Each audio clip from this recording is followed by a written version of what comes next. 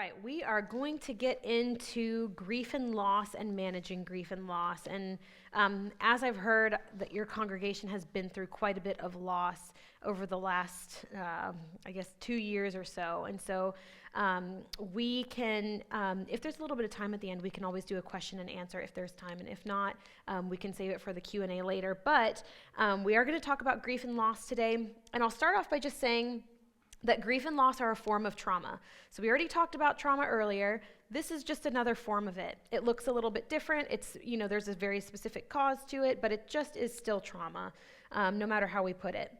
The difference between grief and loss and trauma are that grief and loss are not necessarily problematic. They don't require a sort of diagnosis or not clinically concerning unless it turns into depression, which we'll talk about later. But it is trauma. So I know that over the last couple of years, people have lost a lot of things. So typically when we think of grief and loss, we're thinking about the loss of a person. Obviously, that's significant. But there's so many different kinds of losses that we don't want to ignore. So there's loss of people, but then there's also loss of hopes and dreams, loss of milestones, grieving separation from people we love. Obviously, during a time of COVID, most people have experienced some sort of loss.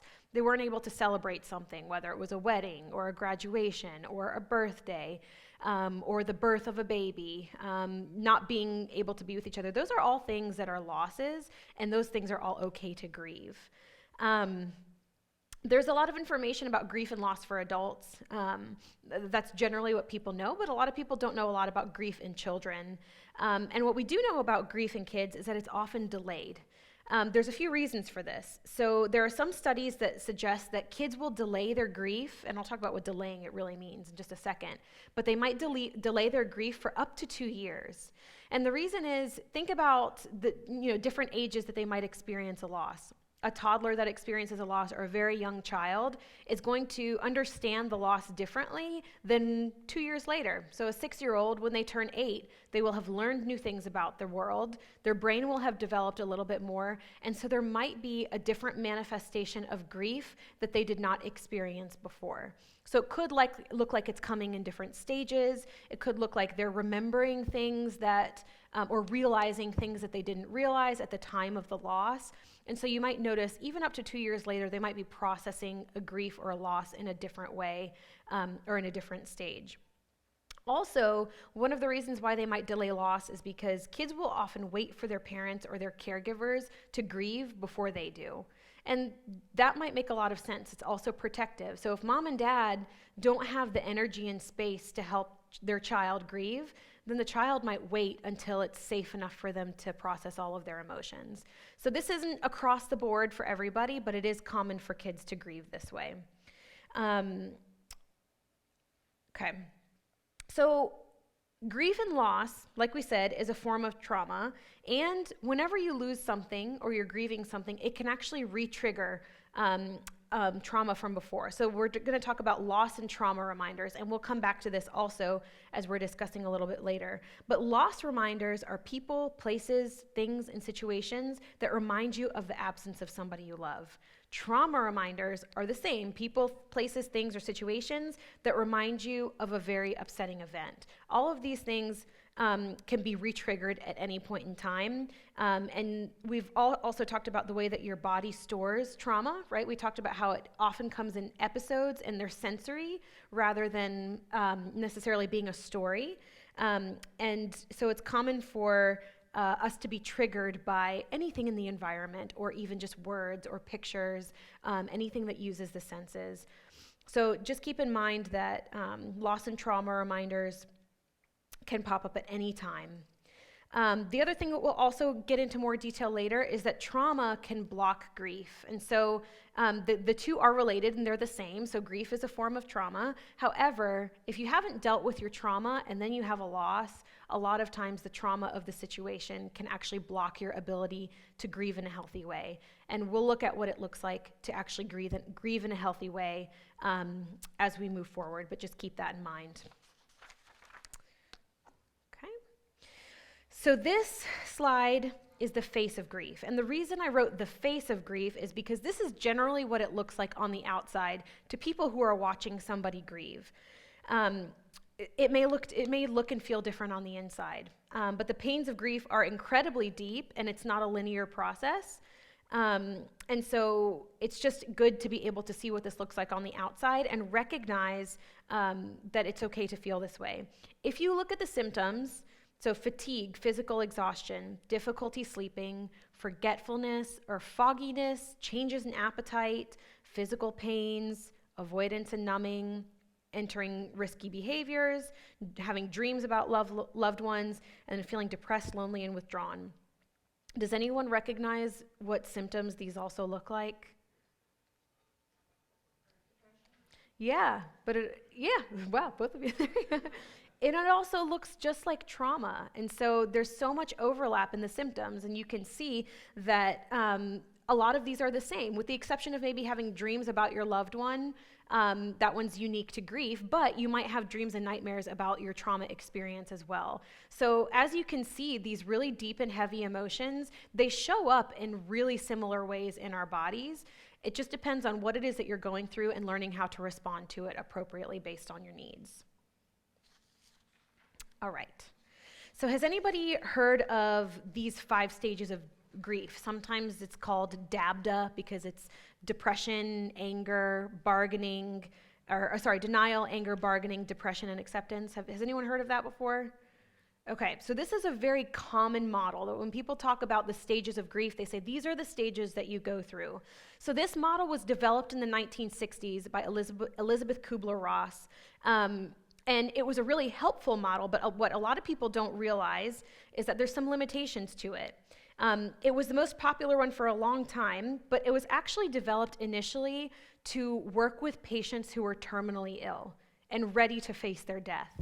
So think about that. These are people who know what's coming. They know eventually they will die because of this illness that they have, and this was a way to help them process it. Later, they adapted it so that it could be applied to people who are grieving the loss of a loved one, but that gives it some limitations. And so the first thing about it that is a limit or a problem with it is that it's not comprehensive. So if you have ever grieved or known someone that has grieved, you will know that the emotions on this list, so denial, anger, bargaining, depression, and acceptance, these do not even begin to cover the range of emotions you might feel when you lose someone or something. There are so many more emotions that we can put on this list. And of course, they didn't make it to be comprehensive. They've made it to be more general. But I think when people see this, they think, oh, it's not okay for me to feel all these other feelings, or there's something wrong because I'm feeling all of these other feelings that are not on this list or in these stages. So that's the first thing. The second thing is that you should not see it as linear. So it's not just like a straight line. Not everybody goes to denial first, then anger, then bargaining. It can look so many different ways. So you might have more emotions than this. You might skip some of these stages. You might revisit these stages 10 times. You might go back and forth between them. There's so many ways to look at this and see that there's no one way to grieve. Everybody has a different process based on their experience and based on their loss. So it's just something to keep in mind. This is still a great model, but we don't want to limit ourselves to an understanding of grief and the stages of grief just to this. What I'll do is I'll briefly go over some of the stages so you have an understanding of what that's like. But denial, that can look like avoidance, procrastination, forgetting things, numbness, and the desire to withdraw, and confusion and shock. So we had talked about how earlier when we were talking about trauma, that a lot of times people who have just experienced a trauma don't really look like they've experienced a trauma, or at least in the way that we expect them to. And a lot of that is because the body is sort of in a state of shock where it's not able to process everything that just happened. It's gotten overloaded and it needs a minute to process what's happened. And so that's why it might look like that. I'm not going to go over bargaining and depression quite yet because we're going to do a little bit more with those later. Or anger, I'm sorry. We'll do bargaining. But bargaining looks like overthinking and worrying. This is the stage where a lot of people talk about you're bargaining with God, or even talking to God about why this happened, or can you undo my pain, or whatever it is. Or a lot of people do the comparison to others. Well, I lost this thing, but at least it's not as bad as what that other person went through. which that's a very dismissive thing to do to yourself or anybody else, is compare your grief or your loss or your trauma with somebody else. All of it needs to be honored. And yes, it's true, maybe somebody is struggling in a deeper way or has lost something significant, but that's not to say that what you have been through is not worth healing from and looking into and grieving that loss. You can also feel, in the bargaining stage, feeling anxiety, insecurity, and guilt. The acceptance stage, where they say is kind of the end stage, even though I say there's not an end to grieving necessarily, is the ability to engage with reality, to be present, and then tolerate all of the emotions without getting flooded and overwhelmed by these emotions. So this is the point that hopefully people are able to get to, where they're able to communicate honestly about how they feel without getting flooded. This stage can really feel like courage. It can feel like courage to get to this stage, and there's self-compassion involved in this stage. All right, so like I said, there are so many emotions that are not even listed in those stages that we can talk about today. But I want you to take a look at this graph or this picture that's on here. I love this because it had a different chart that had the stages of grief on it. That, of course, when you look at it, here's what it looks like. You go down this way and you come up this way. And then somebody went and edited it to show the mess of grief. So you can see it's a big blob, like everything's moving from one stage to another, not necessarily in one line. And I really like this, again, because it helps us to see that there's not a perfect way to grieve, and you might revisit emotions in different ways. But there are a few things that we can add to the 5 stages that might be helpful. So we talked about denial before, which might look like avoidance and procrastination and worry and numbness. What we can even do is add something before it, which is the shock and disbelief, which sounds like it's the same thing, but it's actually more of a body shock that people don't often talk about after a loss. Your body, that physical response to grief, and it can take a while to come down from that. Finding meaning. So David Kessler is a person that actually helped Elizabeth Kubler-Ross develop the other model and write about that other model with the 5 stages. He later came out with a book that said that we need to look more into the concept of finding meaning in our loss, which to me now sounds like, well, yeah, that makes a lot of sense that we would add that, but he wrote a whole book about that. And so finding meaning, we'll talk about that in a little bit, could be another part of acceptance or could be an additional section that we could add. Another common thing is anxiety. So there's a book called, and it's in your resource sheet, it's called Anxiety, the Missing Stage of Grief. Anxiety is very commonly triggered after you have a loss. And it makes sense if you really think about it. So after you lose something, you feel a need for control. You've just lost something, you had no control over that loss, and so anxiety is coming up to try to prevent you from losing more. And it's triggered by the realization that life is short and unexpected. That's a scary place to be sometimes, to feel like, oh, well, we don't know what could happen and at what point. So your anxiety can get triggered by that. We've talked before about how anxiety symptoms can show up in physical ways. So a racing heart, a lot of people say when they have a panic attack that it feels like a heart attack, when really what it is your body, again, kind of in shock, responding to a threat. And you can have more physical pain, lack of sleep, nausea, and hypochondria is very common actually after a loss. You can even think about after COVID, people are already on edge and trying to protect themselves. And so that's an area that's really triggered. But it's very common for people to experience anxiety after a loss, even though it's not often addressed. Okay. So everybody's grief is unique. No 2 grief experiences are exactly the same. The beauty is that we can encourage one another because there's a lot of common symptoms and a lot of common experiences and emotions, but everybody's is a little bit different. And there are a number of things that can affect the way that you grieve. And so here's a list over here, and I'll talk through them a little bit. One of the things that can affect the way that you grieve is the nature of your relationship with the person that you lost. So think about, it's already hard enough when the person that you've lost is somebody that you love deeply and have a great relationship with. Imagine when it's a really complicated relationship or something was unresolved. This is where that grief can actually turn to what we call complex grief or complicated grief. And this kind of grief is more likely to turn into depression.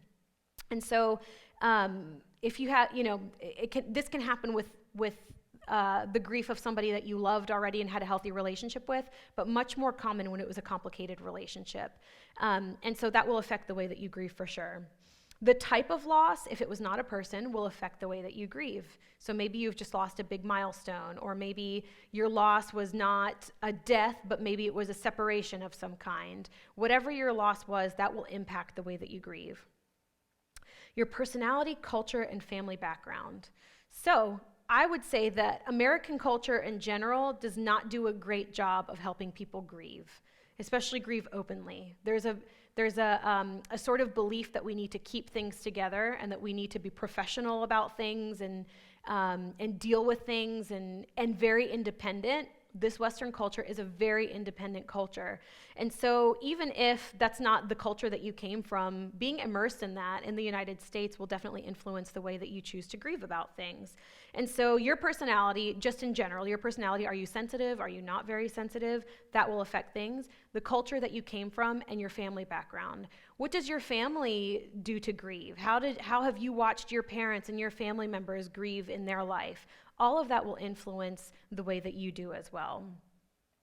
Your understanding and belief of death and the afterlife will absolutely affect the way that you grieve. Somebody that believes in heaven the way a Christian believes in heaven and eternal life will probably feel things a lot differently than somebody that does not. And of course, I can't say like what one person or another will feel, but that will impact what you believe. And so having a strong understanding of the afterlife is significant. And then finally, your support systems and their reactions to your grief. So your environment makes a big difference on you. If and you think about what I was talking about earlier with children delaying grief. So if they're around a lot of people who are grieving deeply, which is not a bad thing, they may need to delay their grief based on kind of creating balance in their environment. Ultimately, that's what we all try to do, is create balance in our environments. And so it depends on what your support system is doing, how they're reacting to your situation, and whether or not you actually have support in your grief. It can all look different for different people. But those are just things to keep in mind. Okay, so people are always asking how they can grieve well. First of all, I'll say that grief is meant to be felt. You have to feel it to be able to go through it. Oh, bless you. You have to feel it in order to be able to go through it. There's no way to really heal without feeling the full range of emotions. That's not to say that you have to be wailing and that you have to do it a certain way, but it's there. You have to be able to acknowledge the feelings and acknowledge the loss in order to be able to feel it. Our nature is to be self-preserving. So we want to avoid emotions to survive. That is, we were talking about denial earlier, and I said some people just don't know what to do with the feelings, and so our tendency is to shut them down until we know what to do with them. And so we will talk about what to do with them in a little bit later, but it's important to recognize that shutting them down puts stress on the nervous system, and it actually puts you deeper into that trauma unless you release it in some way. So this is from that book I was talking about, so Anxiety, the Missing Stage of Grief. These were some questions that she had in there to be able to kind of process whether or not you are grieving well and grieving appropriately. So the first question is, do you feel that you're grieving well or grieving appropriately? In my mind, this is, are you feeling stuck or blocked in some way?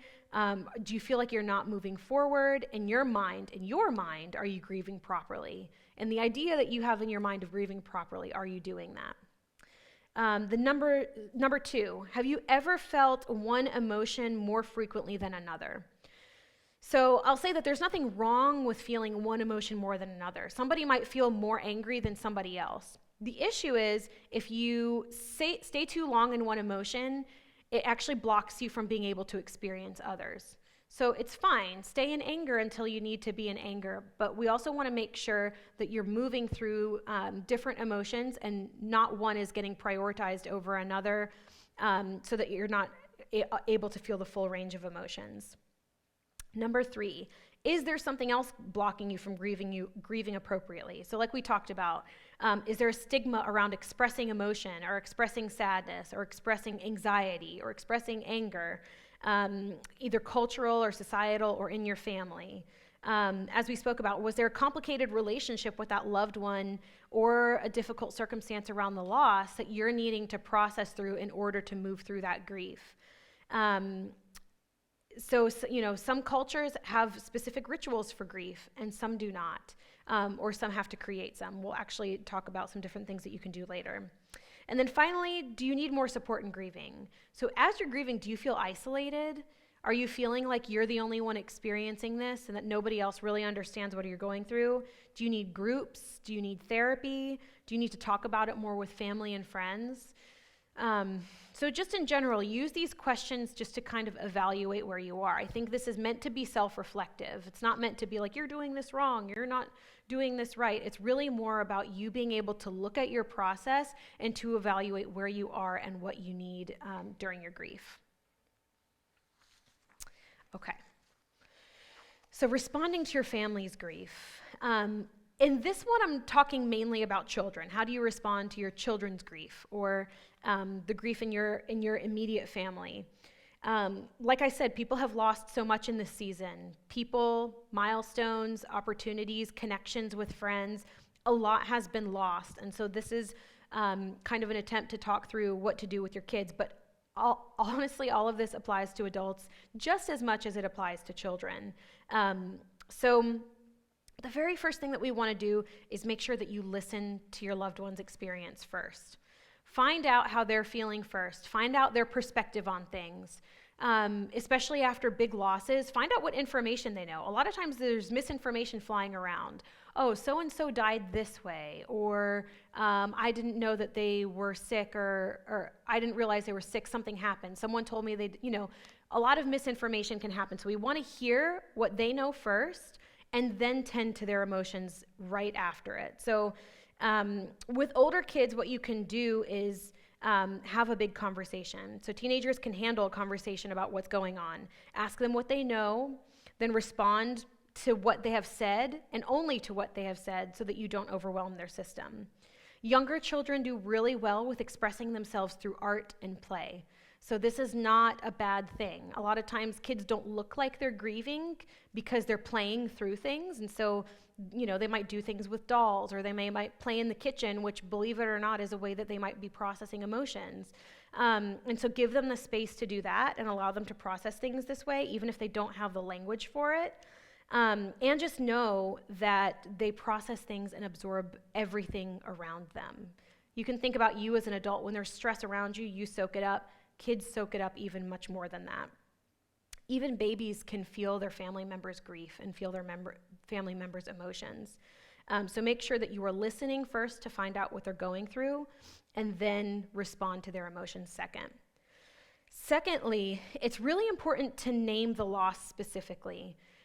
So in our culture, we use a lot of language like so-and-so passed away, or so-and-so went to be with the Lord. Those are really beautiful things to say, and they are true.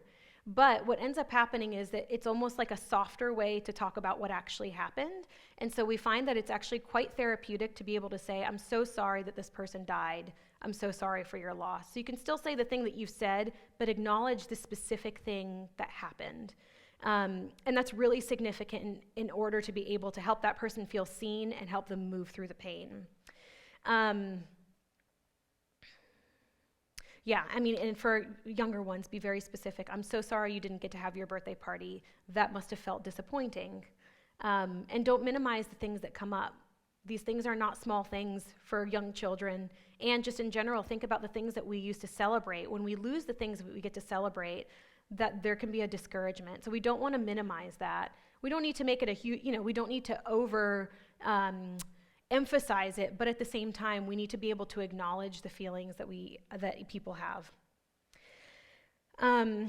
Avoid pairing your statements with a but.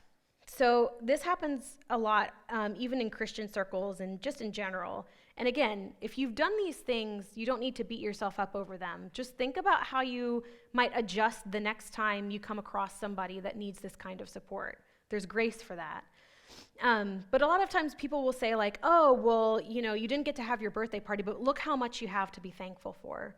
So that's true. Yes, we want to be people of gratitude. We want to give thanks for the things that the Lord has given us. The Lord gives, the Lord takes away. We can acknowledge both. But my recommendation is not to pair it with that but, because what it makes it sound like is like, oh, well, I shouldn't feel that bad about this, or I shouldn't be sad about this.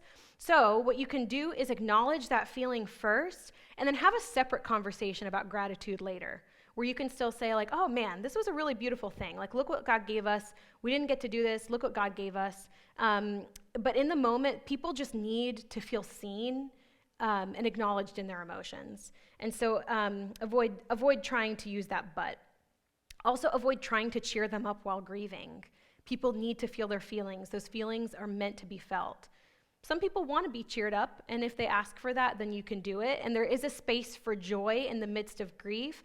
But the whole goal of what I'm saying is that you not dismiss what somebody is going through and try to cover it up and make it seem like it's not big. We really want to make space for people's feelings.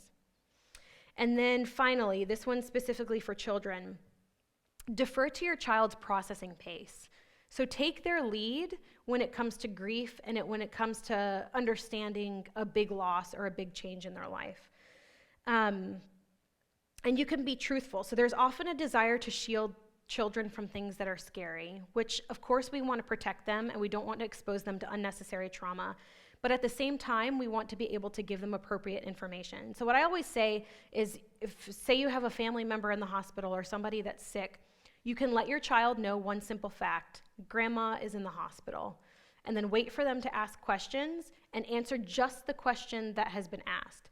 So kids have a really beautiful way of actually being able to tell you what pace they need in order to process things. So they'll stop asking questions and they'll actually walk away when they are done getting that information. And so answer very simple, straightforward answers, and then let them ask for more when they are ready for more. And of course, there's going to be certain things that are not appropriate to share, and you'll just have to use your discretion on that.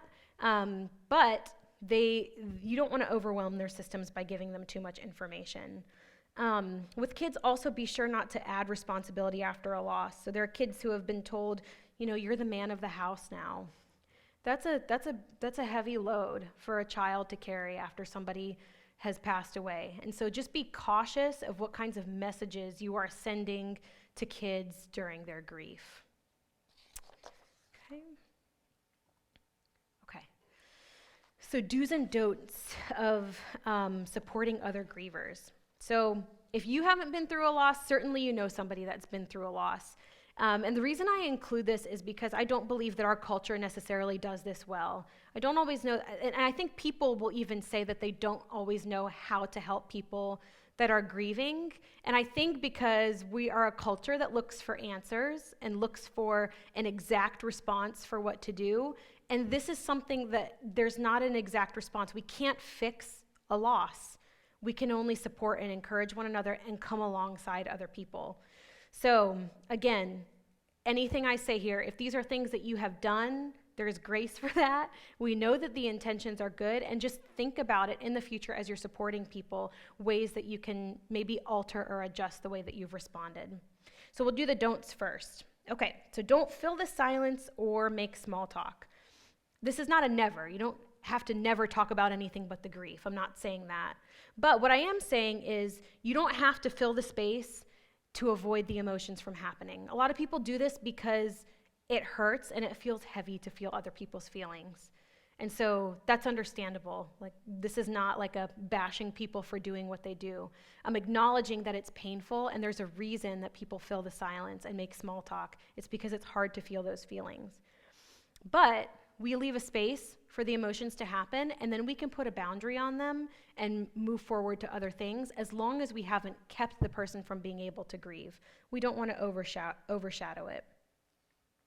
I say don't use cliches to help people comfort. This is a hard one. Again, really good intentions. People really want to make people feel better, but sometimes this can make people's grief feel small.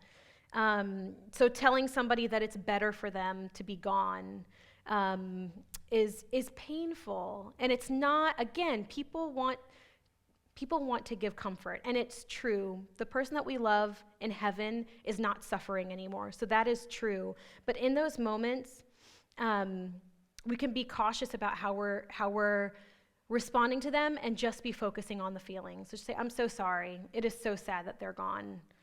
I wish they didn't have to go right now. I'm sorry that you have to go through this pain. Really just focusing on the pain and not trying to give an explanation for it. People will talk through those aspects of meaning when they're ready to, but in the beginning especially, they just need to be told that their feelings are valid and that you see their loss. Okay, so a lot of times people also avoid naming the person that was lost. It's almost like a fear if I say this person's name, that the person that's grieving is just going to lose it.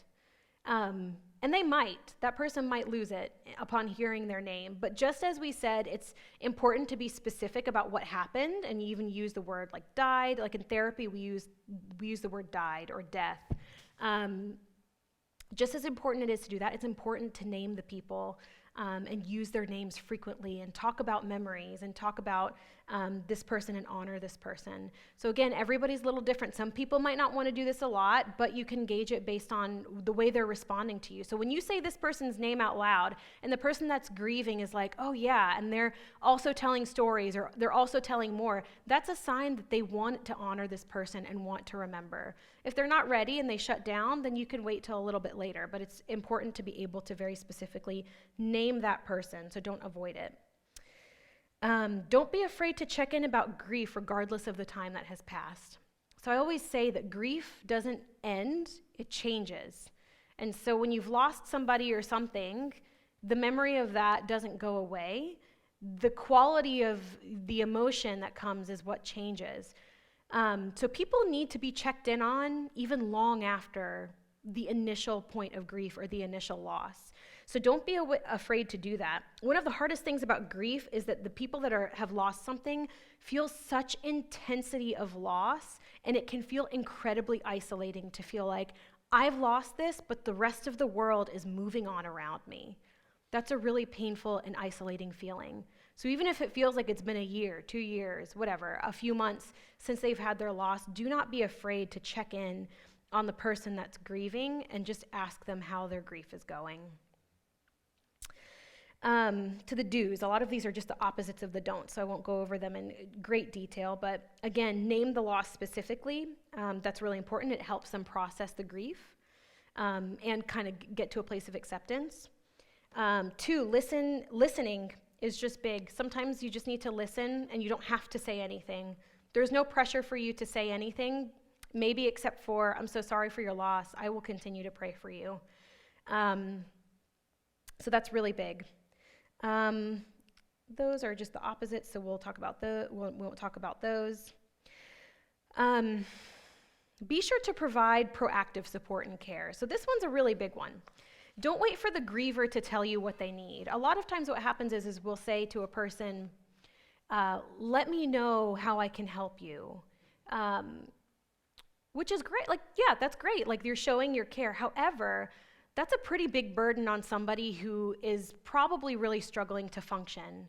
So rather than saying, let me know when you need something, or let me know if you need anything, say, hey, I would love to come and sit with you for a couple of hours or just an hour. Could you tell me what day this week or next week would work for you? Or I would really love to bring you a meal. Can you tell me which day or which meal would be most helpful to you?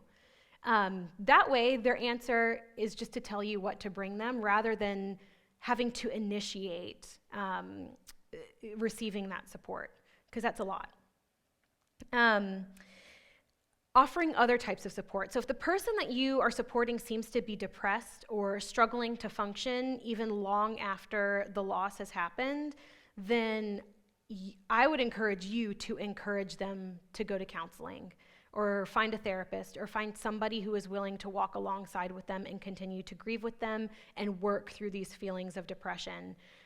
We will talk more about depression later, but if the grief doesn't seem to be slowing down, if you will, then we want to consider getting them care for depression. The other piece is that anniversaries are really incredibly difficult. So they say that particularly in the first year after a loss, every holiday feels really difficult. And the anniversary can trigger all of the same feelings as the initial loss. And so make sure that you're watching out for your loved ones. It means so much when you can remember the anniversary of a loss, and you can go back and check in or serve that person in some way or offer some sort of empathy at that time. It can be really meaningful in continuing to help them heal. If anyone has ever watched the show Gilmore Girls, I love this as example because, and I don't know if you haven't, but the character Luke, he says that he has a dark day every year, and this dark day is the anniversary of his father's death. And everybody knows that Luke has a dark day every year, and he just goes fishing that day, and he goes off on his own. And so that's fine, he does that. That's what he needs to do. He needs to go fishing and be by himself. But when his girlfriend at the time, Lorelai, when she kind of confronts him about it and says, like, I'm here for you if you need it, there's a softening that happens in him. Rather than being harsh and very angry on that day, he sort of softened. And so think about when somebody is coming up on an anniversary and a really hard memory like that, support is just so incredibly meaningful. So Romans 12:15 tells us to rejoice with those who rejoice and weep with those who weep. That's a biblical command, okay? And this is really important because what it's not telling you is necessarily that you have to match their mood. You don't suddenly have to be depressed just because the person in front of you is depressed. But what it does mean is that we walk alongside people who are mourning, and we rejoice with people who are rejoicing. And this is the community that God created for us to be in so that we can uplift one another. So just keep that verse kind of in your back pocket because I think that one's really important. All right, grief and loss rituals. Okay, so your culture or family may have a way that they do grief and loss rituals. A funeral in and of itself is a grief and loss ritual. Funerals were created as a way to provide closure for families. So any sort of ritual is a way, maybe not necessarily to provide closure, but to acknowledge and to remember what was lost.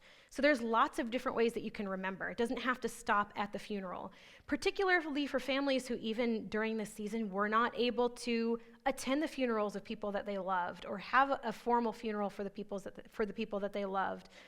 There's a lot of different ways that you can remember. And again, you don't have to do this at a specific time. There's never an end date to when you have to stop remembering.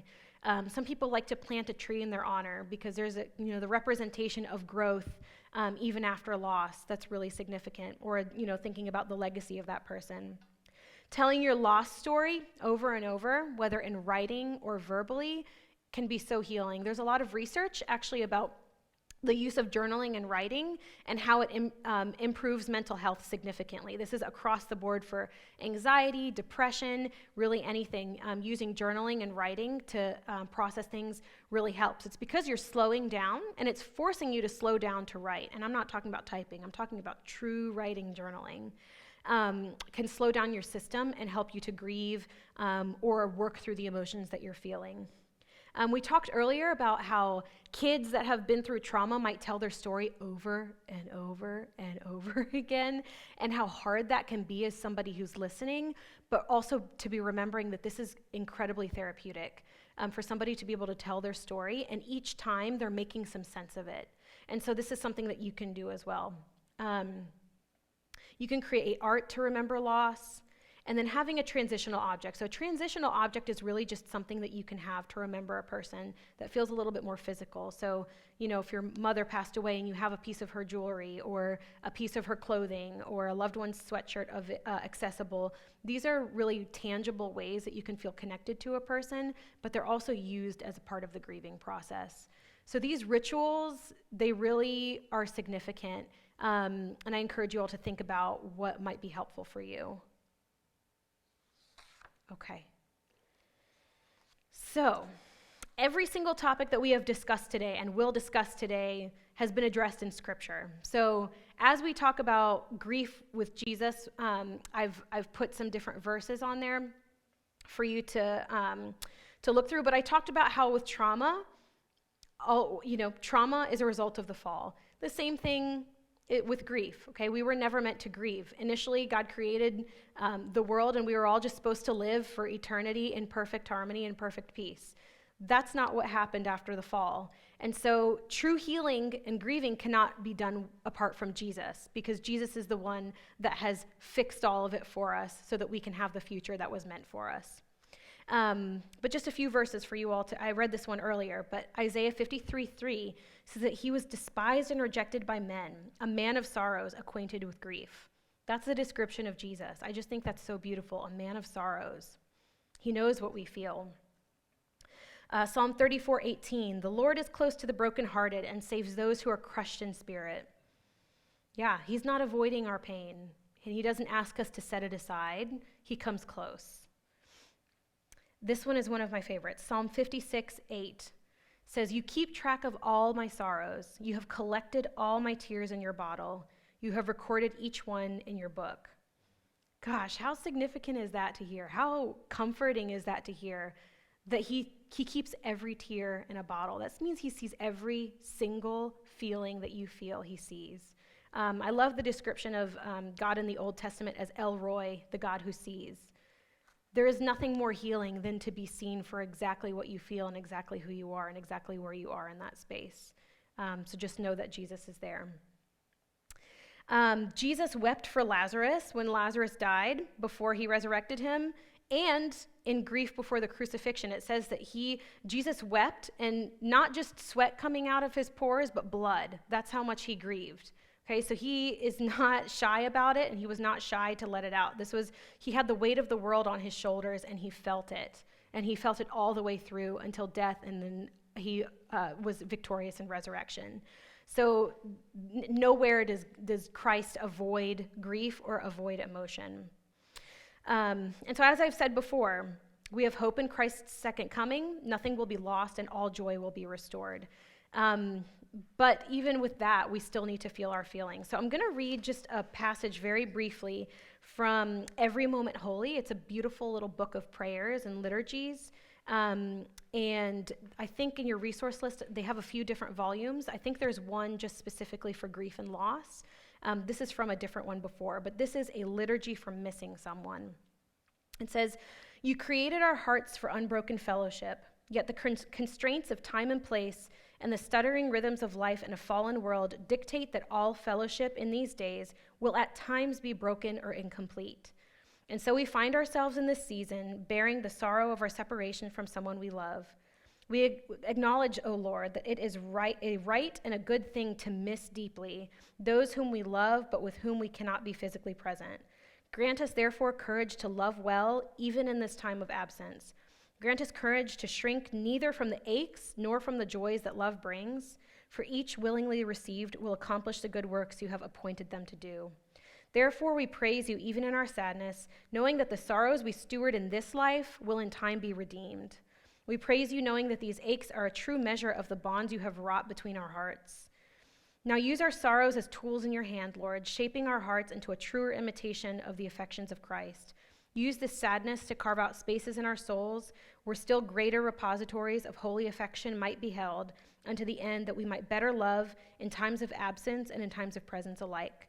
May our reunion be joyous, whether in this life or the life to come. How we look forward, O Lord, to the day when all our fellowship will be restored, eternal and unbroken.